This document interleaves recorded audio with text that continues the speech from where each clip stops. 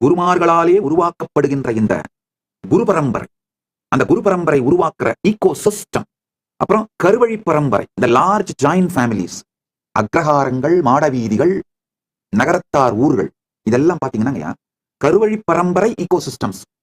அக்ரஹாரங்கள், மாடவீதிகள், மாடவீதிகள் பொதுவா சிவாலயத்தை சுற்றி இருக்கிற மாடவீதிகள் சைவ வேளாளர்களுடையதாகவும், வைஷ்ணவ ஆலயத்தை சுற்றி இருக்கின்ற மாடவீதிகள் ஐயங்கார்களுடையதாகவும், நகரத்தார்களுடைய செட்டில்மெண்ட் தான் நகர ஊர்கள்னு சொல்லுவாங்க. 96 ஊர்கள் நினைக்கிறேன். ஒரு காலத்துல இந்த நகர சிவன் கோயில், அவங்க எல்லா அந்த நகரத்தார்களுடைய ஊர்கள் 96மே நகர சிவாலயம் இருக்கும். பொதுவாக அந்த நகர சிவாலயம் மதுரை மீனாட்சி சொக்கநாதருடைய பெயரை கொண்டதாகவோ, அல்லது அண்ணாமலையார் உண்ணாமலையம்மன் பெயரை கொண்டதாகவோ, அல்லது நடராஜ பெருமானுடைய பெயரை கொண்டதாகவோ, இந்த 3 தான் அதிகமா இருக்கும். ஐ திங்க் மெஜாரிட்டி, ஆல்மோஸ்ட் 80% வந்து மீனாட்சி சொக்கநாதர் அந்த அமைப்பு, அந்த பெயர் அது மாதிரி இருக்கும். அடுத்ததாக 2வதாக அண்ணாமலையார் உண்ணாமலையம்மன் அது மாதிரியா இருக்கும். 3வதாக நடராஜர் சிதம்பரம் இது மாதிரியா இருக்கும்.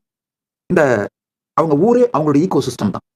இது மாதிரி கருவழி பரம்பரை ஈகோ சிஸ்டம், குருவழி பரம்பரை ஈகோ சிஸ்டம். இந்த குருவழி பரம்பரை ஈகோ சிஸ்டம் நான் சொல்றதுதான் குருகுலங்கள், மடாலயங்கள், ஆதீனங்கள், இந்த மாதிரி உருவாகிறது குருவழி பரம்பரை ஈகோ சிஸ்டம். இந்த 2 ஈகோ சிஸ்டமும் தான் ஹிந்து சிவிலைசேஷனோட கார்டியன்ஸா இருந்திருக்காங்க.